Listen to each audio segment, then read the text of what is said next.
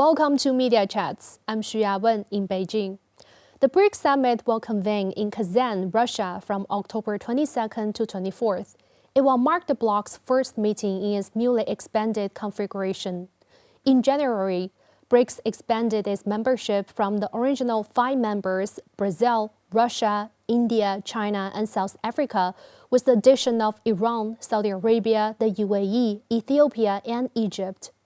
The Kazan Summit will focus on strengthening multilateralism, equitable global development, and enhancing security, while also exploring ways to deepen cooperation between BRICS nations and countries from the Global South.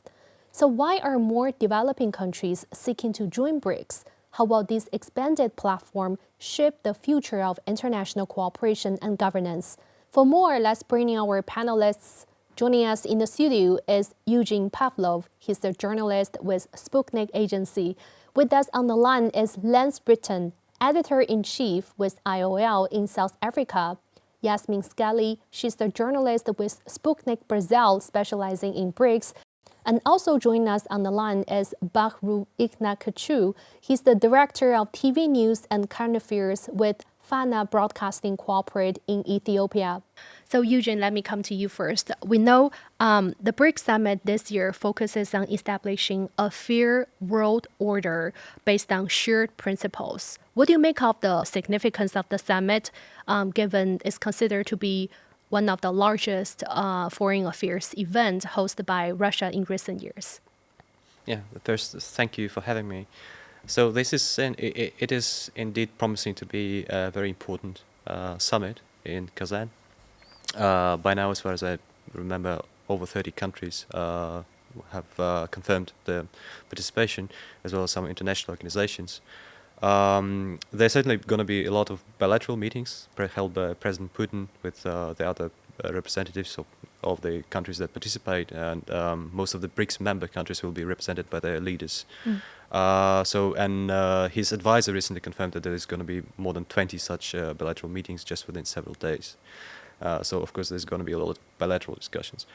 As far as the general BRICS agenda is concerned, there is a lot on the table. BRICS is certainly, concerning your question about the order of things, it's certainly one of the organizations that is shaping the world right now. One of the major topics on the agenda is certainly going to be the issue of BRICS expansion, because BRICS is now being like a rock star on the international arena, and there are so many countries that want to join. There is a debate now within BRICS on how to manage this growth, because a lot of BRICS members do not want to sacrifice efficiency of the club for growth, although you cannot just ignore the interest, because it's so very important, and shows how important this organization is and how people look up to being a part of it.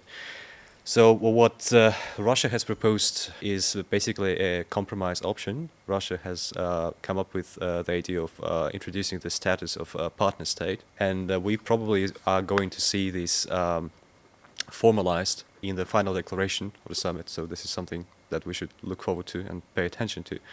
Of course, as well, one of the major topics on the agenda is the future economic cooperation and the role of BRICS in the international financial system.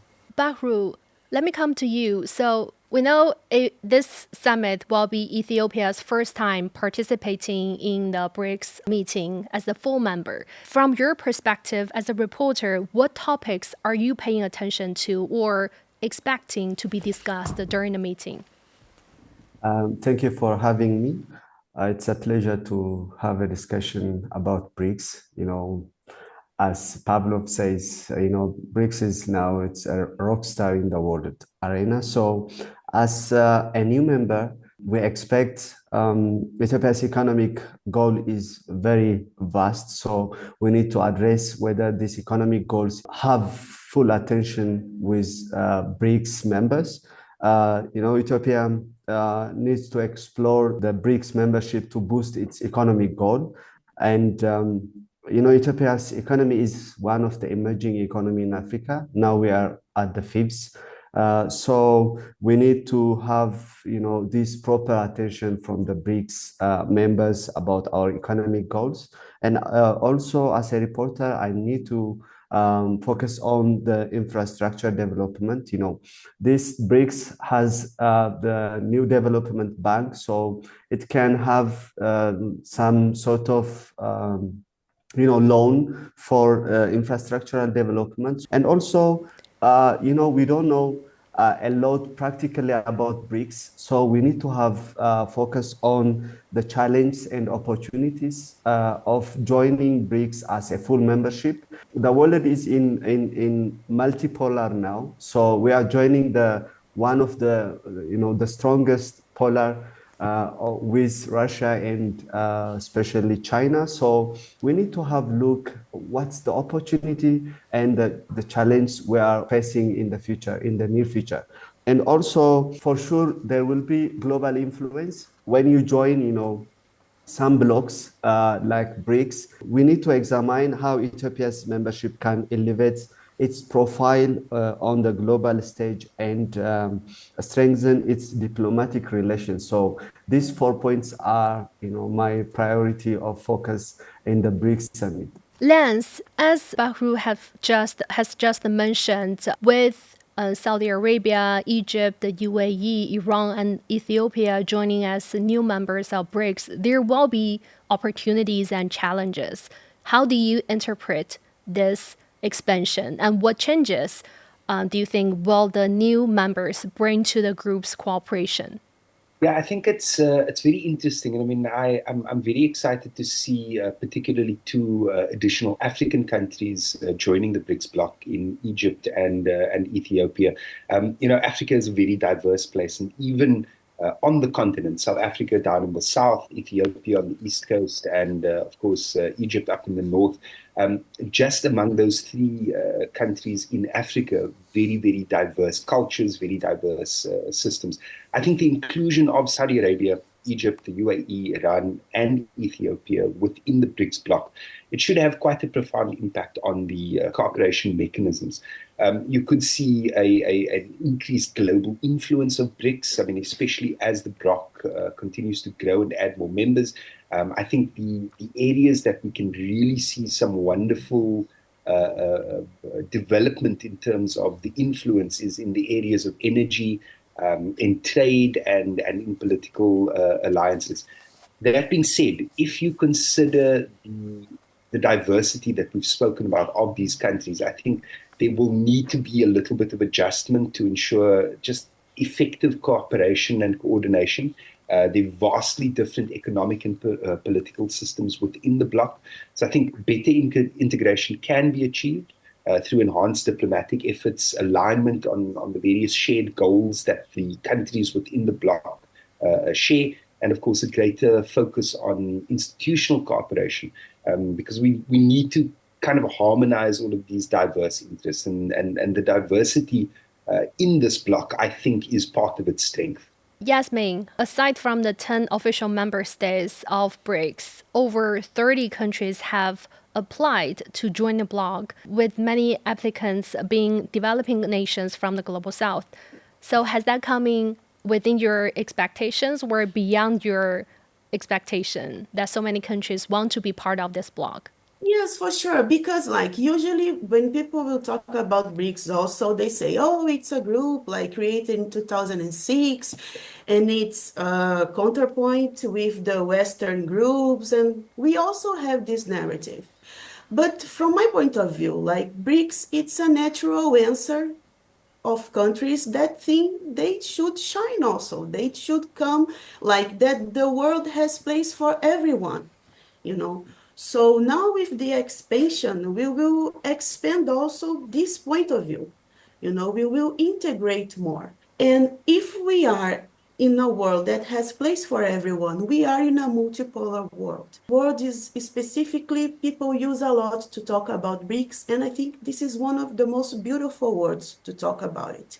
A chance for everybody to grow, to show their culture, the culture of countries, it's such a rich thing in the world. We can learn so much with each other. So that's why I believe they see themselves in this group and why they seek to join us. Nearly every continent has nations that have either joined BRICS, applied to become part of it, or expressed the interest to joining. So why is BRICS becoming so attractive, so popular nowadays? Like, how do you assess the global influence? I know you have briefly touched upon this, but could you elaborate more on this bloc's global influence after expansion? Let me remind you that the BRICS itself has developed from another format called RIC, or RIC, Russia, India, China. So back in the 1990s, the then Minister of Foreign Affairs of Russia, Evgenii Pavlov, who's also one of the founding fathers sort of the concept of multipolarity, he argued that Russia, as a country which represents the global north, obviously, but he argued that Russia should build much more robust ties with the global south. So this cooperation led to the RIC format and then later the BRICS format, and now BRICS stands for 45% of the world's population and 35% of the global GDP. So while the BRICS members, the founding members, they all, including Russia, stick to the idea that the United Nations is central for the international order. The BRICS platform is a very dynamic, very powerful platform, predominantly represented by the countries sometimes often categorized as the developing countries of the global south. And of course, it is very empowering for them, and it gives the voice to these countries. And as a representative of Russia, I can say that Russia has been very supportive of this and has always tried to have an equal dialogue with all the countries of the global south, and was rooting for the mutually beneficial and respectful partnerships. And I believe that BRICS certainly has the potential to increase the voice of the developing South, and to give them the opportunity to participate more in shaping the international systems as they do deserve. At the same time, BRICS is not exclusive. I wouldn't rule out if, in perspective, at some point, even some European countries may join. So we know, for example, that some people in Serbia expressed interest. So it is not impossible. So it is an inclusive group of countries in which certainly the global south has great representation, and it's going to certainly increase the voice of these countries. Baharu, let me come to you. We know Ethiopia is the largest economy in East Africa, and also is regarded as one of the countries with the greatest development potential. So it formally applied to join BRICS last year, and as experts suggest that the country sees expanding its partnerships with emerging countries as an important way to develop the nation. So in your view, what role can BRICS play in Ethiopia's economy? BRICS can play a lot of roles in Ethiopian economy. BRICS is like 40% of the world population has a share on this world population, and also the quarter of world GDP is under the BRICS. So Ethiopia can have a lot of things from BRICS related to its to developing its economy. The first thing is, we can talk about trade and investment. Although most of the BRICS members are already Ethiopia's trade partners, but this membership or BRICS can boost its trade and investment cooperation between BRICS and Ethiopia. BRICS can provide Ethiopia with new markets for its exports, and attract foreign investments from BRICS members. China built a lot of industrial parks in Ethiopia, invest a lot of money, but when it comes to being in the same block, the investment will be boost or increase potentially. And also, Brazil can also have, we are the coffee exporters, Ethiopia and Brazil. But when you go to Brazil, they have this agri-tech. They are very well developed in agriculture technology. So we can have these technologies. We can share these technologies together. We can also take a lesson from Brazil, how they, make the coffee industry, boost. So we also have seeking for infrastructure development. So BRICS countries can collaborate with Ethiopia on infrastructure projects such as transportation, energy, and telecommunication.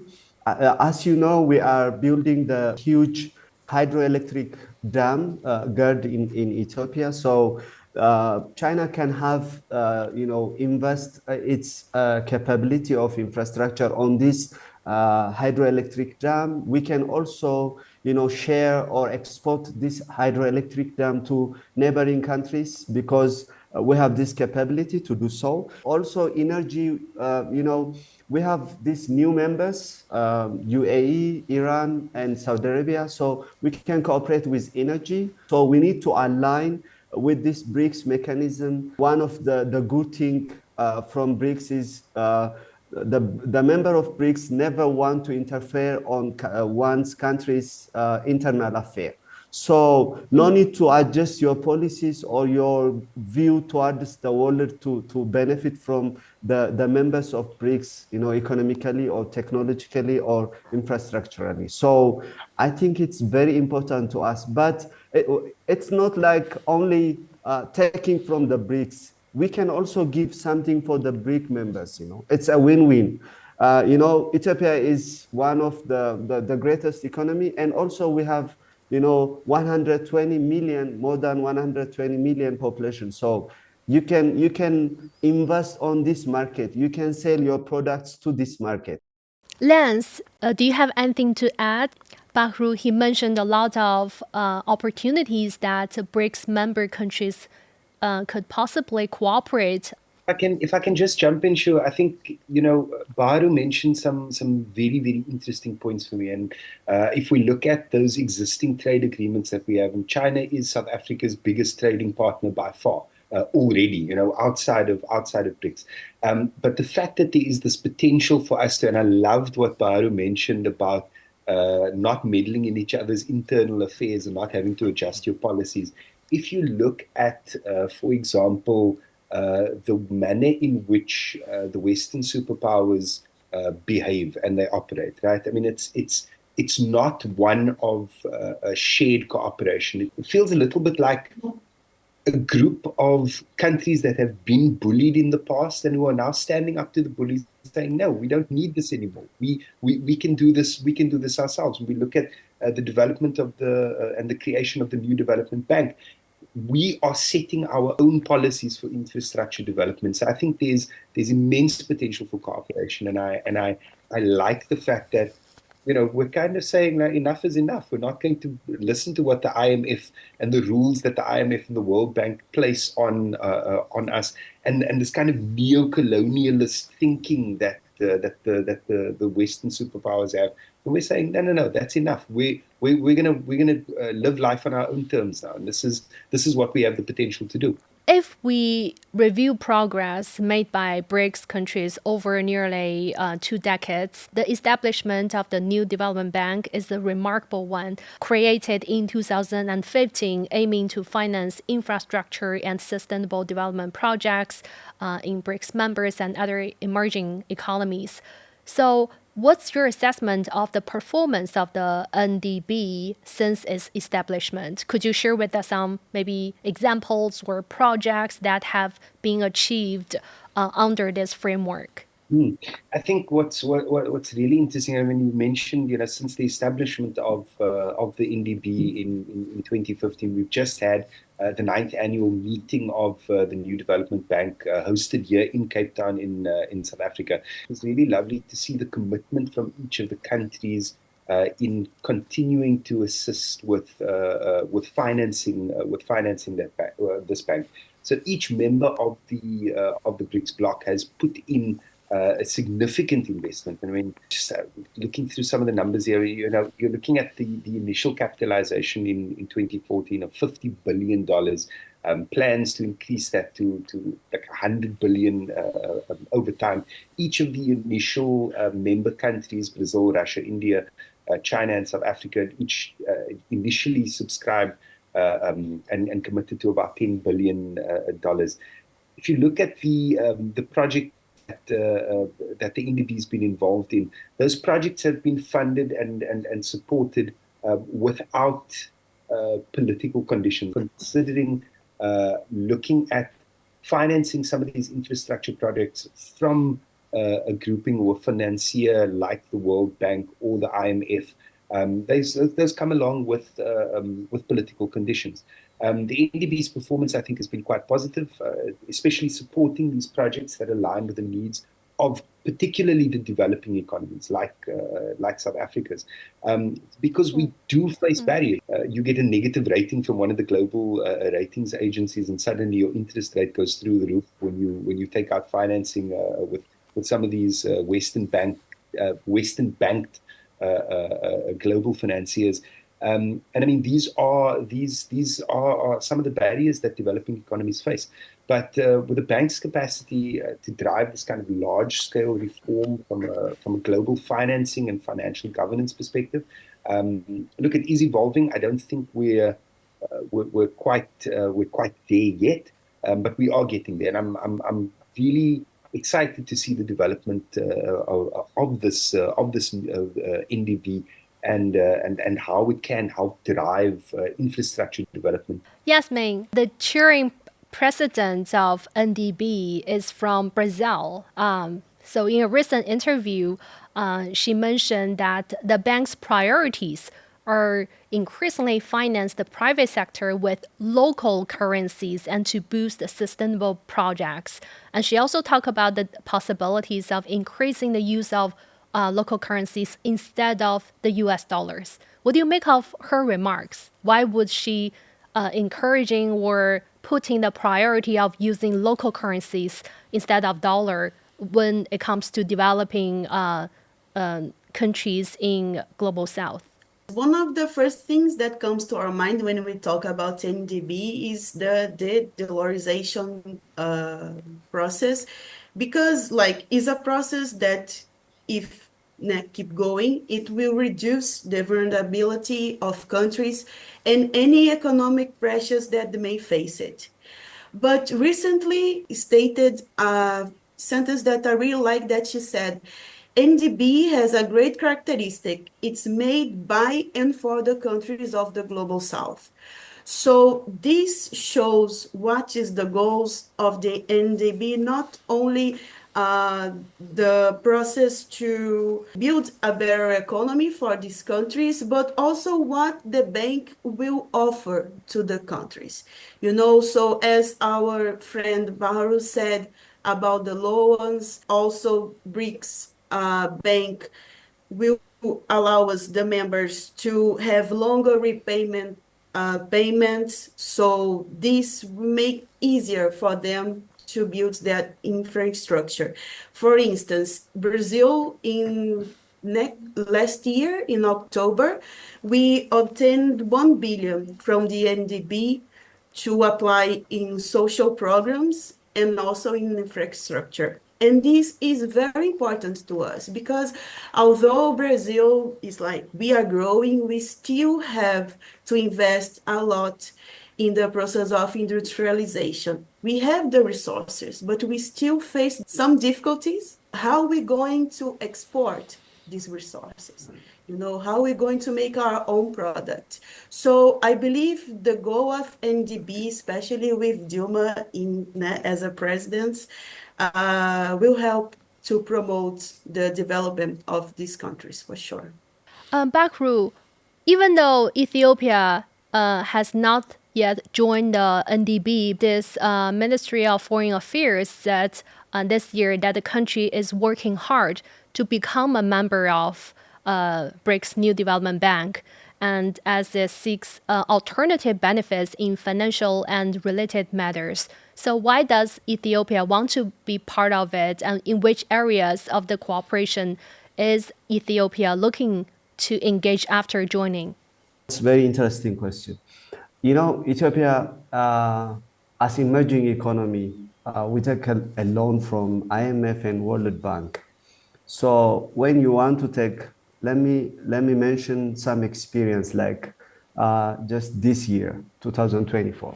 So we are negotiating with World Bank and IMF, and the things they asked for us to restructure our economy. The government just stop subsidizing the low income population because of their consensus, because they are pushing like the private sectors on privatization.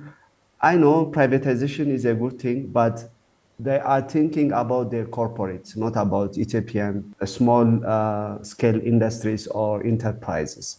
So they are pushing us like towards the edge just to take that dollar.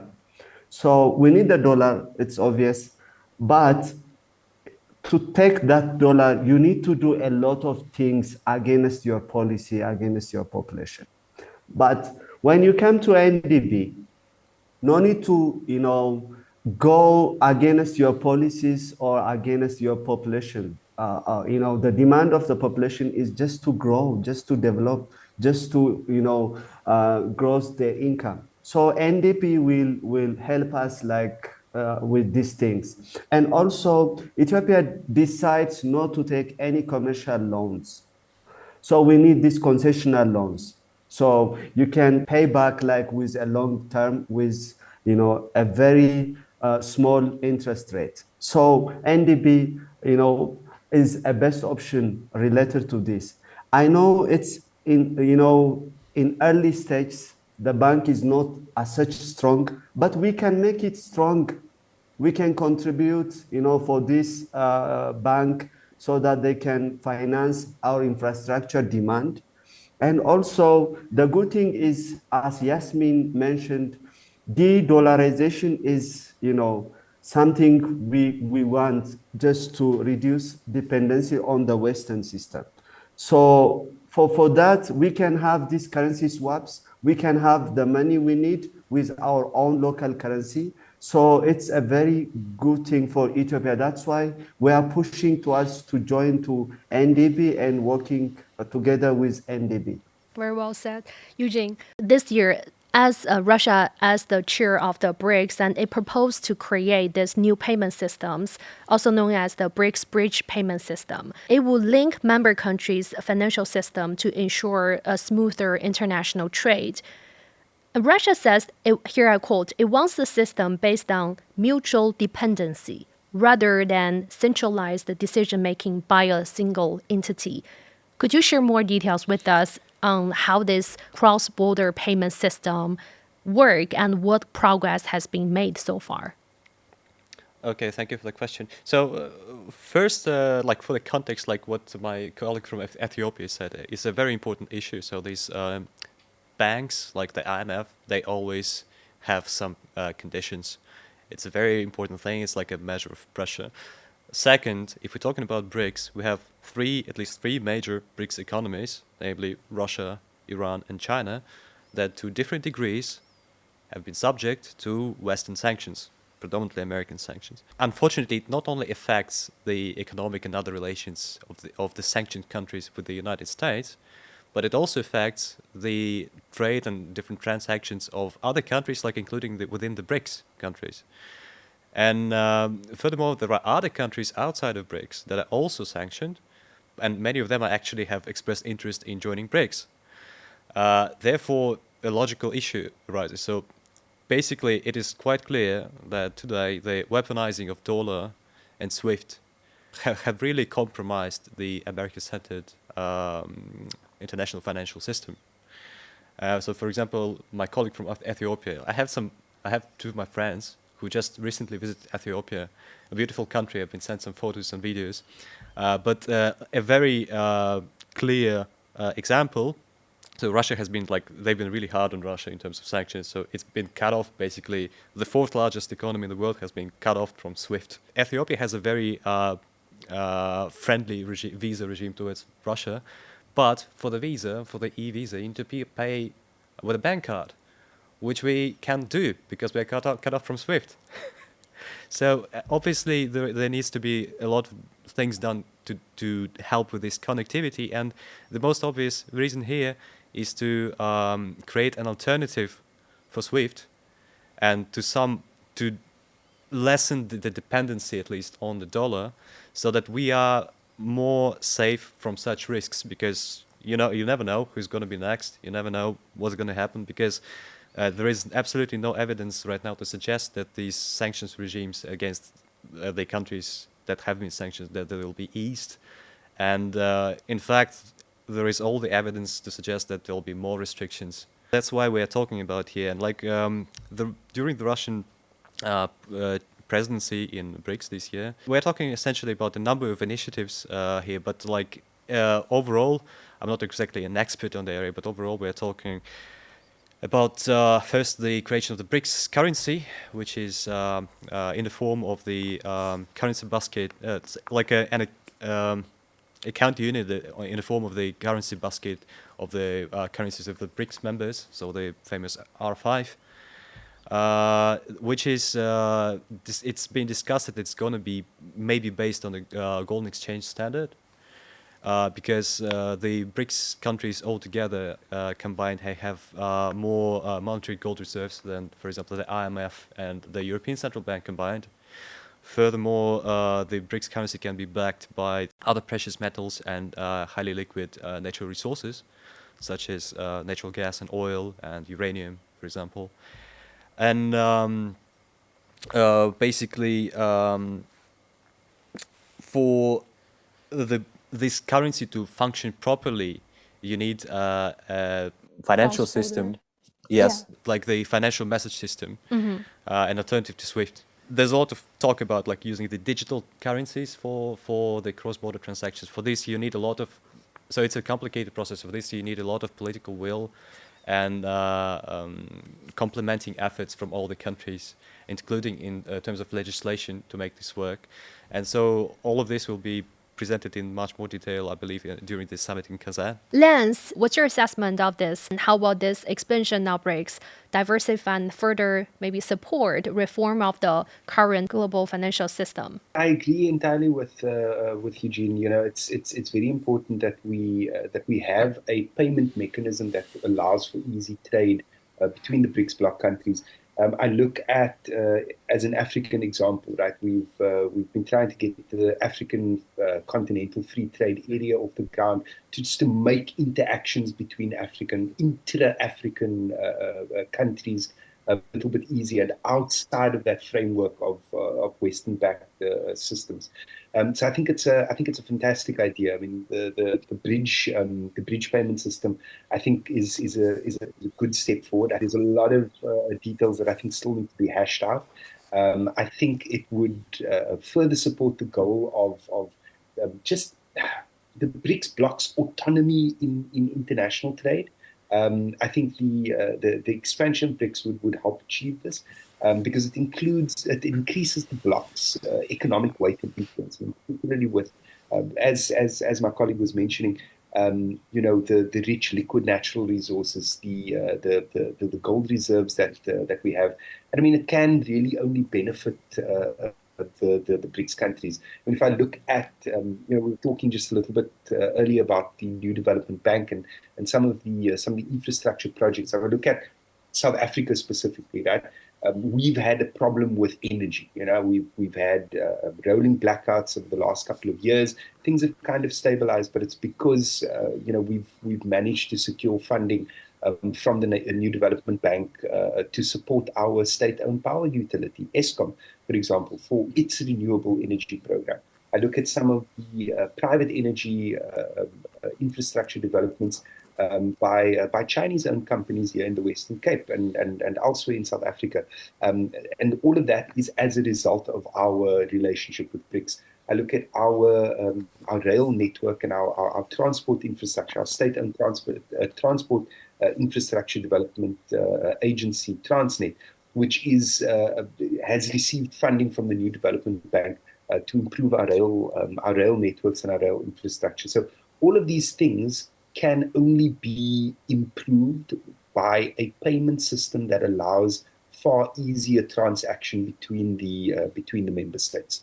Our panelists have all talked about the energy shortages problem. The good news is that the expansion of BRICS this time brings new opportunities in the bloc's energy cooperation because Saudi Arabia, Iran, and the UAE, they're all important members of OPEC, with their crude oil production accounting for over 20% of global output.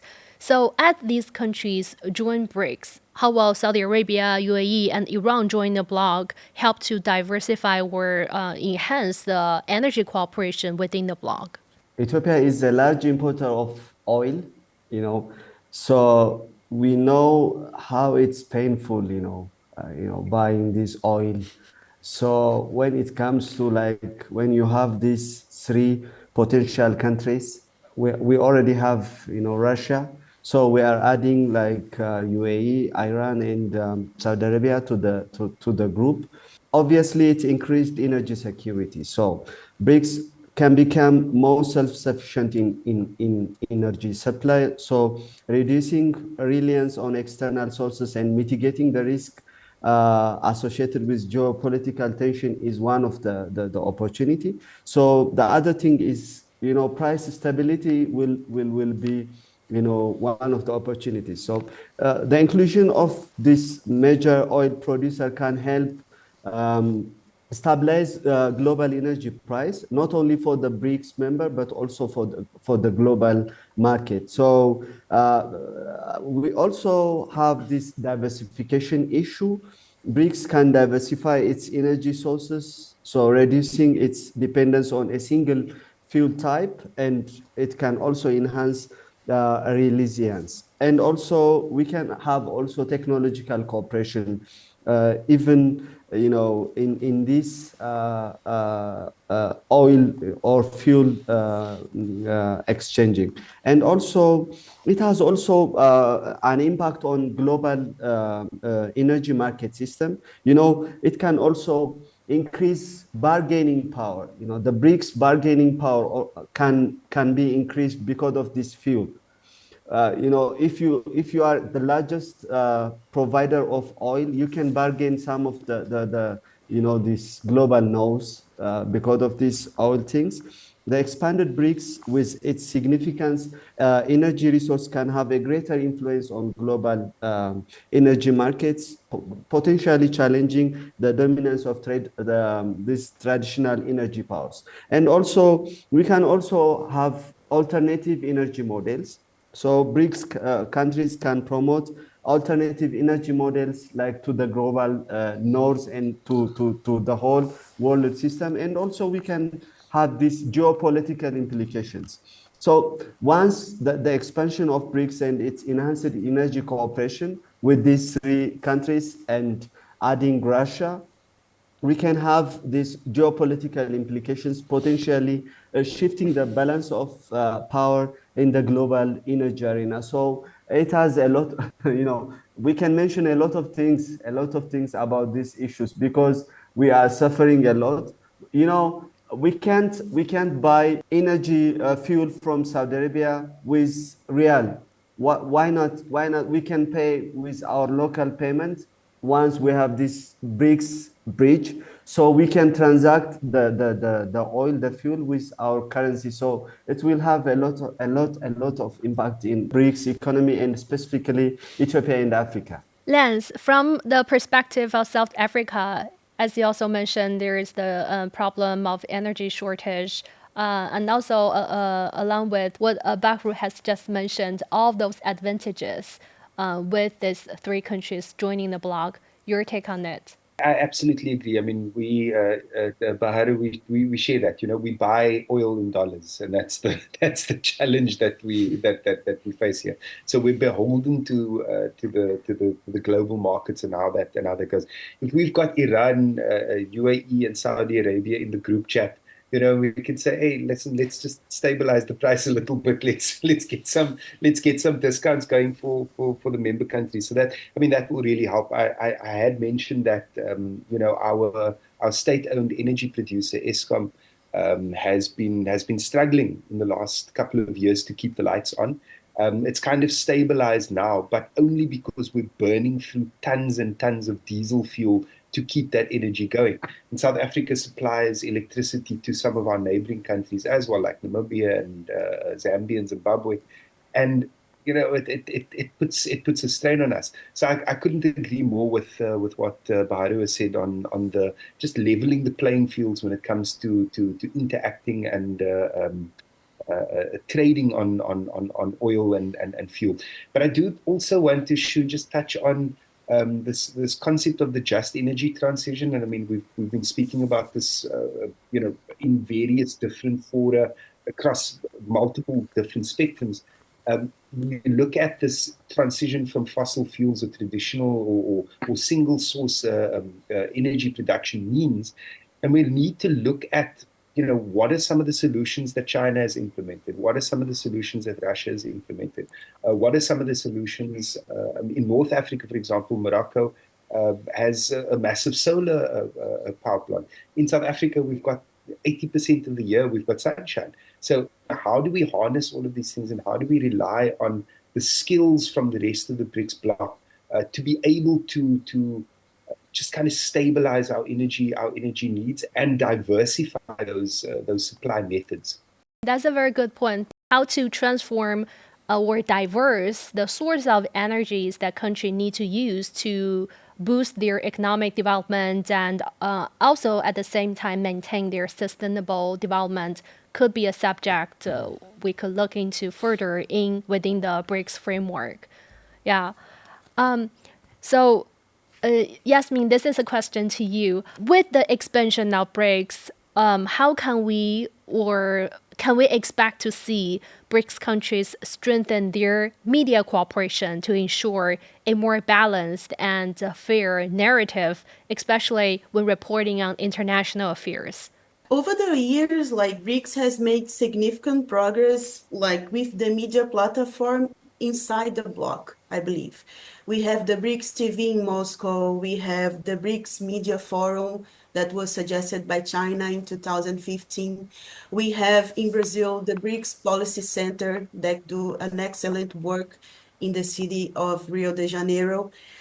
However, all these initiatives, they are like confined to the BRICS member countries. So we have to go abroad. It's time to go abroad. It's time to expand also with the expansion of the bloc. So my suggestion is that BRICS could establish like outside of the members countries like small communication hubs in countries outside the bloc that can create new initiatives to not only change their narrative, but also to explain what BRIC is. I'm from Brazil, but I'm based on an European country, and I can assure you, people here, they don't know exactly what BRICS is about. All they know that is a like global South answer against Western groups. But as I said before, they don't know this is a natural answer. They somehow see as a enemy. They didn't develop the real characteristics of BRICS. So if we do these small hubs in countries outside the bloc, we can like do workshops, we can do summits also that we already have, cultural events, conference. I think all this will bring knowledge and change the narrative that these countries has about BRICS. Eugene, Yasmin, she just mentioned like in many Western countries, they actually have this not very correct narrative on the image of BRICS. So now, since we're all media professionals here today, how can we, under the framework of the BRICS, together to facilitate or enhance our voice to tell the story of the BRICS? Can that happen? Are we able to do that? Or if so, how can we make that happen? We shall hang out more. No, seriously, I think that we should really try to form this sense of community of journalists and like media workers in general within BRICS, not as opposed to somebody else, but like to form this idea that we have this community of professionals that have the standards that are not worse than anything else, that we are not like have to like catch up with something, and obviously there needs to be a lot more work done for us to, like when I said about hanging out, we actually need to see each other more and cooperate, because otherwise how would we develop this feeling, this understanding that we do the same work, like we have the same standards, we have the same understanding of like values, or like what journalism is, what we need to say. And I think that's basically the main element behind making it more vocal and sort of collective, like we are different, but like to send this message what BRICS is. We need to understand, like to have this touch to realize what we are like. And that's obviously it. And as soon as we understand this ourselves better, as soon as we have these common standards and common picture, I think this is going to be more efficient, like outside the BRICS. I think that's very important, because when it comes to important international affairs, especially like the conflict between Russia and Ukraine, and also like Palestine and Israel, a lot of voice we see dominated the international stage come from the developed nations and their media outlets. And many times it's not very balanced or not very objective, but how can we as the media from the developing countries and the global south empower our voice to make those international affairs being reported in a more fair and balanced way? Well, it is a very complicated and interesting issue, because obviously, as we know, the English-speaking media, we're talking English now, all right? The English-speaking media make up for the majority of the international news coverage. It happens so that English now is like the most commonly spoken language in the world. So obviously, yeah, as far as for example, the conflicts that you mentioned, the coverage is very, very one-sided as far as the mainstream media is concerned, be they on the right, be it on the left. If it comes to something like the conflict in Ukraine, it's going to be like very one-sided for all of them. And yes, so I don't know. Maybe we should develop our like competency in terms of this particular sphere of international broadcasting. So, for example, in China, in Russia, we have such companies. For example, Sputnik. There is RT and like others, and CGTN obviously. And this is a special skill. This needs to be worked on, and I think that it's a real investment that needs to be made. And otherwise, how would you transfer a message to the international audience? And the second thing is like basically you need to form a habit of acquiring information from these sources, like for example from the BRICS countries. And how do you do that? You need to make great content. I think I need to say something on this. As a director of TV news and current affairs, we face a lot of difficulties on media issue. The first thing is, the BRICS, the member of BRICS, if you see how they are, writing their news or delivering their information, we are a little bit shy. We are, defensive. Once the West media say something about Russia or China, we try to defend. We need to be offensive. We need to go out there and we need to tell our story. The other thing is we need to have this, our own platforms. By using Facebook and Twitter, we can win. Like the global knows the West is like dominating the whole media, platform. So we need, as a BRICS, we need to think to develop our own platform so that we can transmit or disseminate our own stories to the world. And also what we need is like, we don't have this joint media initiatives. We need to have some sort of joint media initiative so that we can share information, we can exchange. Let me tell you something about like what we are doing in Ethiopia. Yes. To report about China, we're like referring CNN and BBC. Why? We need to have like directly check from CGTN or Xinhua, or China Daily, to talk about Russia. We are not referring Sputnik. We are not referring RT, because it's the access is very limited. we start sharing information about, each country's, like with CGTN, we have this platform. So we share, information and news, like we have this platform. But with Russia, like RT is, it's down from Facebook. So it's not easy to access easily RT in Ethiopia. So we need to have some platform so that we can share, any information, any agenda, any narrative, we can share from RT and, with Fana Broadcasting Corporate, my media station, we can share information about, Russia. We don't need to take from CNN and BBC about Russia. We need to like go there. It's very far. We can't go there.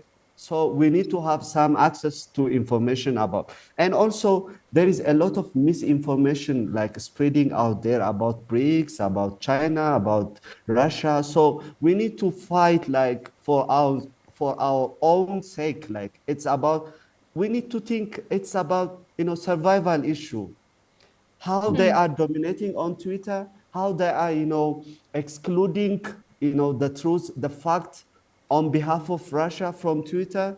Even we can think about the sovereignty of, internet world. So we need to think like out of the box. We need to, come close. Create We our need own to, platform yes, representing yes, the voice of the global south, and so that yes, when we're saying out our own stand position on certain things, we won't be muted or blocked or removed yes. from the I think platform. we need our own Facebook, not their Facebook. Yeah. We can think like Great this. thoughts. Great thoughts. Lance and Yasmin, do you guys have anything to add?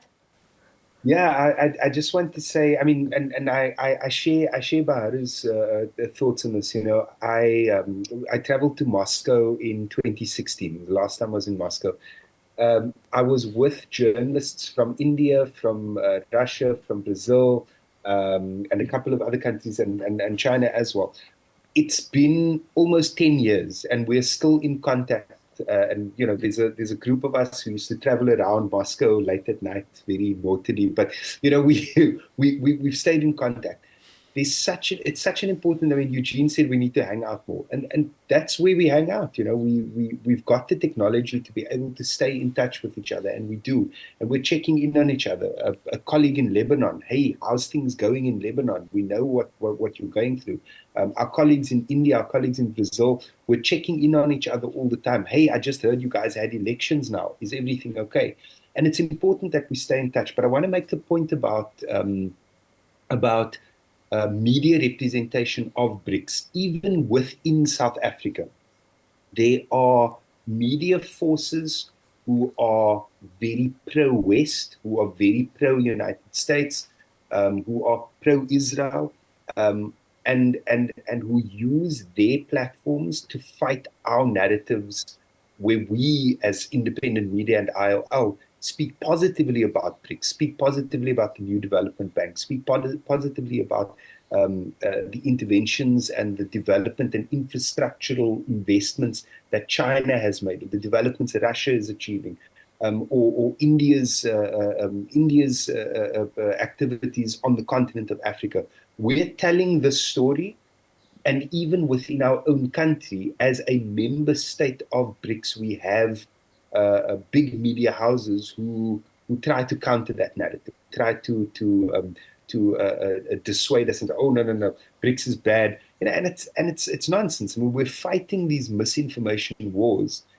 It's our role as media houses who support BRICS and who have hosted BRICS media forums here in South Africa ourselves.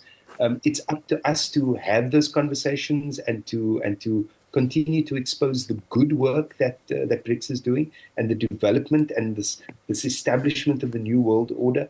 But I think it's very important, as Eugene says as well, we need to hang out more. And where do we hang out, as Baharu says? On our own platforms. I think it's time for us to we've got to take control and shape that narrative. Sure. Thank you. Most of the time when we're talking about BRICS, we're more focusing on the development of the global south. But how can we tell the stories of the BRICS to nations in the global north to help them better understanding that BRICS is not only for the global south, it's not only for the developing countries, but also for the world as a whole? Okay. As you are asking me this question, I would just like to go a little bit like in the other one to add about misinformation that Baharu said and Lance also. From my point of view, like daily working with journalism here in Europe, we should set up a BRICS fact-checking network, and like collaborative investigative journalism projects, as Pavlov said. Also, because this focus also focus in media, coverage on BRICS, economic achievements and opportunities. And we also, there is a thing that even the algorithms, they work against us. So it's so important that we really develop, like not only with ourselves, the BRICS media. I agree that we have to improve more our internal communication, but we really need to go abroad. We really need to give voice to BRICS outside. I totally agree with network of BRICS, but we'll still be in a bubble. It's important to do the two movements, like inside and outside. Living here, I daily have to explain my work. When I'm a journalist, I'm doing exactly what they do also. So why do I have to explain and I don't get the certificate because I work with medias from the global south? So that's the point. Regarding what you said, I believe that to understand that BRICS is not only for the global south is like help to show nations and that understand that BRICS is not aiming to replace the world order, but to reform it for the benefit of all. We can do this through the media and also like show several key strategies that can be employed, such as engaging with international institutions, promoting dialogue and transparency, and highlight success stories inside BRICS. This is also quite important, what we achieved. BRICS can showcase examples of how its initiatives, such as infrastructure development that we are talking here so much, or trade agreement have benefits both developing and developed nations. So I think that's how we can give an answer to show that BRICS is not only for the global south. Same question to you guys. So how can we, for Lance and Bahra, how can we let the developed nations understand that this BRICS mechanism is not there to replace the world order like Yasmin has just mentioned, but is to reform, is to diversify, to better promote economic prosperity and global governance? I think the challenge that the West is facing is this issue of competition, right? I mean, they've had the monopoly on infrastructure development funding. They've had the monopoly on payment mechanisms. They've had the monopoly on the means of trade because we all trade on the dollar. And now that there is this emergence and this strengthening and this growth within BRICS, there's a threat to that monopoly. So I think it's just this almost foreign concept of competition to them. And I think what we can do is say, you know what, we're going to take our business elsewhere. We're going to do business with ourselves. I hear what Yasmin is saying, that, sometimes it can feel like we're operating in a little bit of a bubble. But I think if you make if you make a monopoly realize that you don't need them, you can prosper without them, it makes them pay attention. I mean, unfortunately, it's the only language that a neo-colonial power understands is that power of I almost want to say economic violence. We're going to take our business elsewhere. We don't need you. We'll continue to develop and grow and prosper for the benefit of all our people, as opposed to for the benefit of the private sector, for the benefit of the elite. And I think that's the difference. That's the message that needs to come across really strongly to the global north and to the Western powers, is that the development within BRICS is not for an elite few. It's not to benefit an elite few, but it is to benefit everybody. And I mean, that message has been clear throughout. You look at the development of Russia, you look at China's eradication of poverty and the mass modernization drive that China's been on over the last year or so. It's just, I, as South Africa, and I, as a BRICS member, want to be part of that development. And I think if the rest of the world sees that the development is for all, it's not just for the elite, I think we'll start shifting some hearts and minds. How about you, Baharu? I think the issue of BRICS is not about competition, it's about complementing each other. We are not standing against the global north. Still, we need them, and they also need us. The problem is they thought we only need them, like, for the sake of our growth or economy, or to solve our problem. But we need to create that understanding that we need each other, not like one-sided, but it's interdependency. And also, it's not about creating another pole. We have this multipolarism, is like, we need to emphasize on that. And also, as a media personnel, we need to highlight this global impact, how BRICS have an impact on the global arena. Like, the BRICS initiatives and developments have a significant impact on the global economy, trade, and politics, not only the members of BRICS.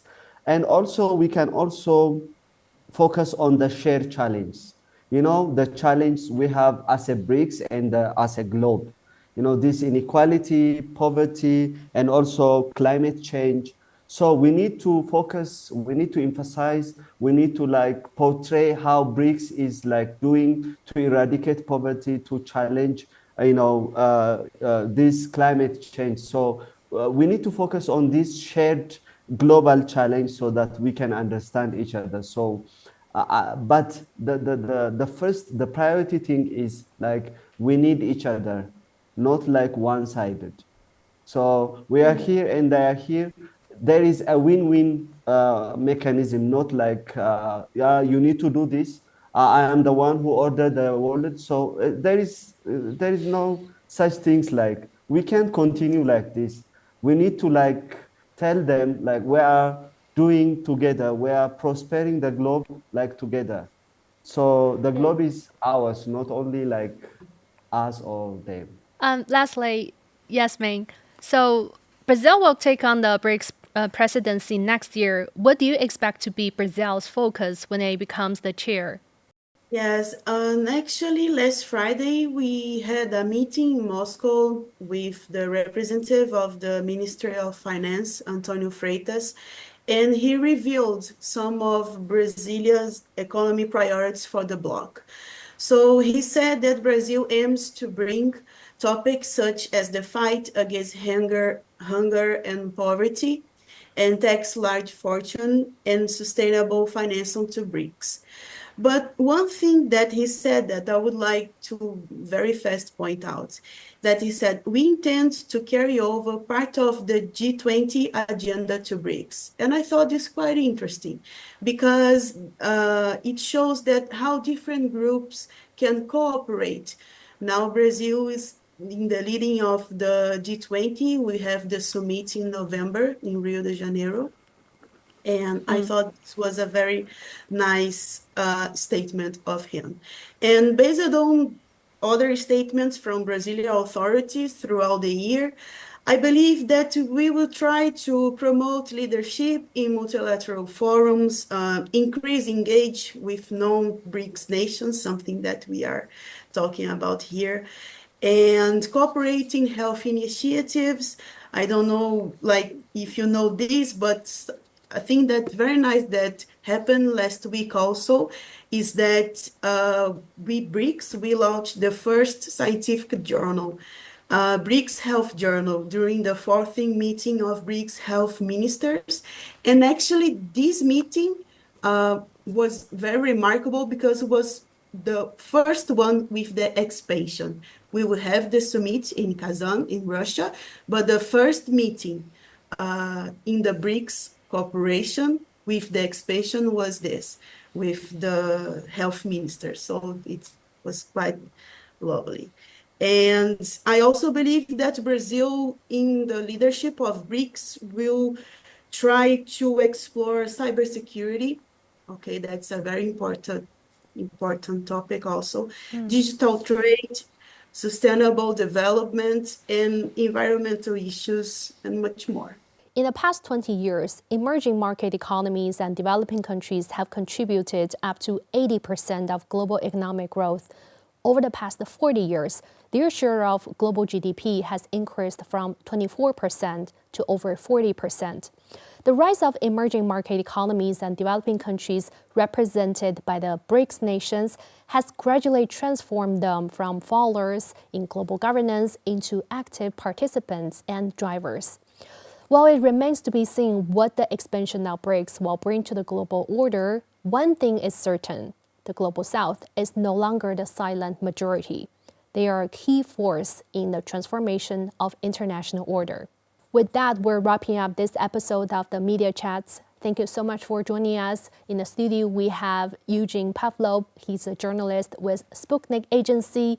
With us on the line is Witten, editor-in-chief with IOL in South Africa, and Yasmin Scali, a journalist with Sputnik Brasil specializing in BRICS. And also joining us from Ethiopia is Baharu Yidnekachew. He's the director of TV news and current affairs with Fana Broadcasting Corporate. Thank you so much for watching. Bye for now.